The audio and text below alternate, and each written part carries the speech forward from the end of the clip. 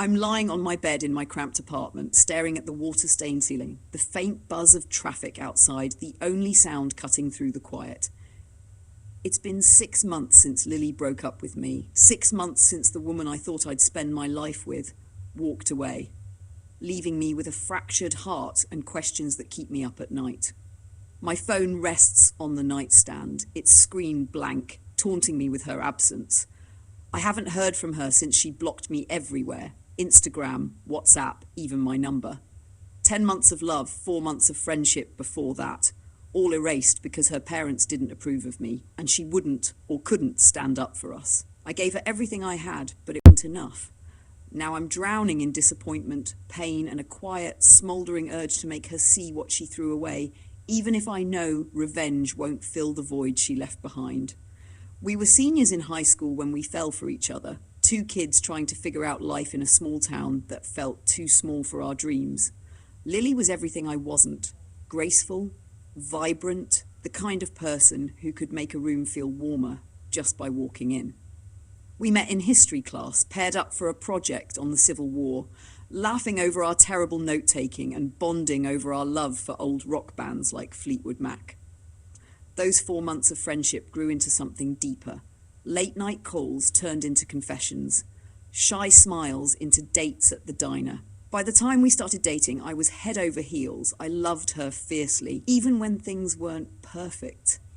We'd bicker sometimes about keeping our relationship quiet from her strict parents, about her need to make everyone like her, about my insecurity when she talked to other friends. But through it all, I thought we were unbreakable. I thought she felt as I did for her. Then college came and everything shattered.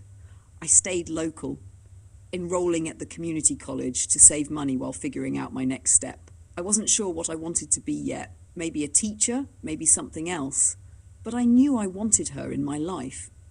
Lily, though, got a full ride to a prestigious university 9 hours away across 2 states. Before she left, I pushed her to tell her parents about us.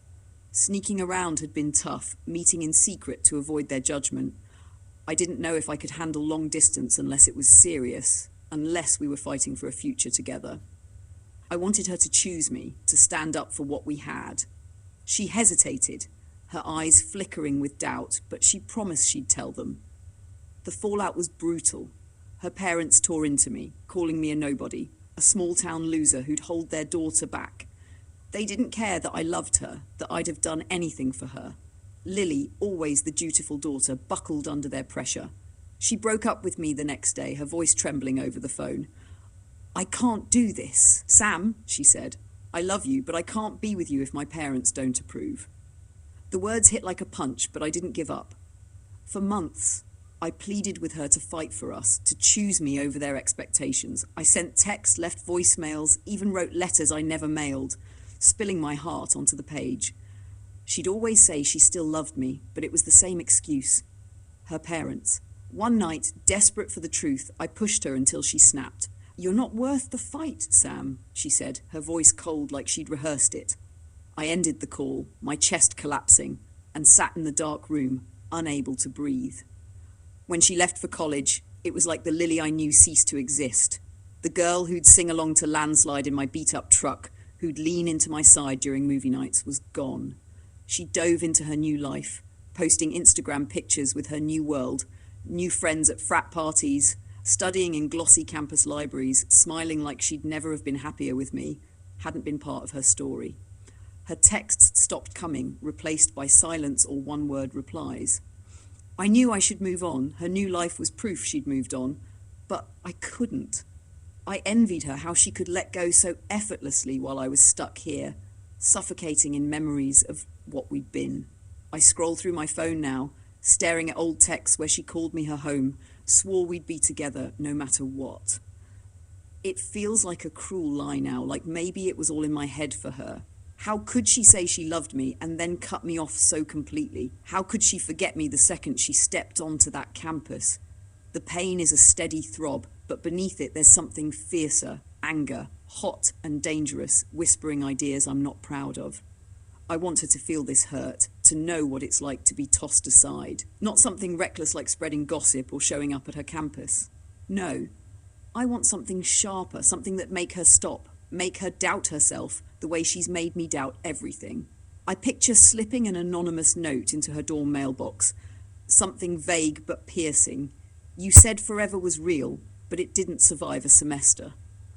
Or maybe I'd create a burner account, send her photos from our past, a Polaroid of us at the fair, her laughing in my jacket, with no message, just enough to stir her conscience.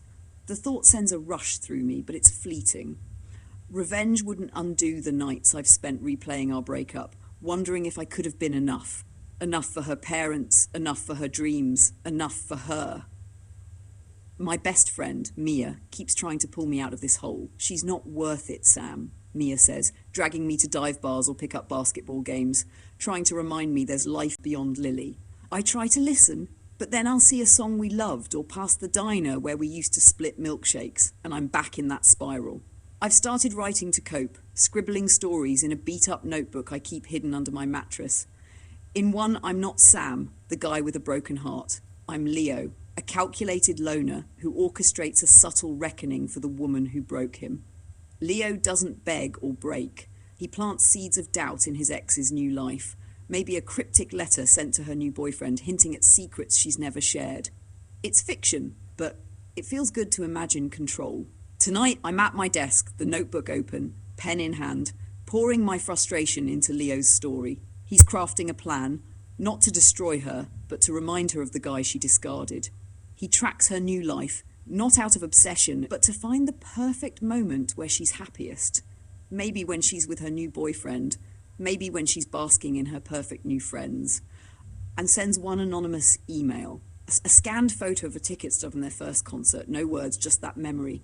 It's enough to make her pause, to make her wonder if she's really as happy as she pretends to be now.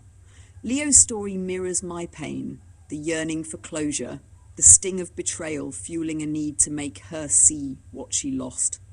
But as I write, I realize revenge is a hollow fix.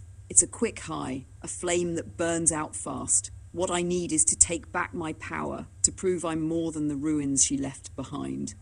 I close the notebook, a faint smirk fading as I glance around my apartment, the textbooks piled on the floor, the guitar I've been teaching myself to play, the life I'm piecing together despite the chaos. Lily might never feel the weight of my pain, but she'll never see the strength of my comeback either. Moving on won't be easy. Trust is brittle, and Lily's rejection has deepened scars from my past. My dad walking out, my own battles with feeling like I'm enough. Dating again feels like stepping onto a tightrope, the thought of letting someone in a gamble I'm not ready for. But as I look at my life, the classes I'm passing, the friends who've stuck by me, the small victories, I see proof I'm tougher than I thought. I survived Lily's betrayal. I'll survive this. Someday I'll write a new chapter, one where love doesn't end in silence, where I'm not one left broken. For now, I'll focus on me. I'll call Mia, let her drag me to a bar or a late-night drive, something to remind me I'm not alone. I'll keep writing, keep studying, keep growing. And if a part of me still imagines Lily stumbling across my story someday, realizing what she lost, feeling a twinge of regret for the choices she made, well, that's just human nature. I'm not perfect, and I don't need to be. I'm Sam, and that's enough.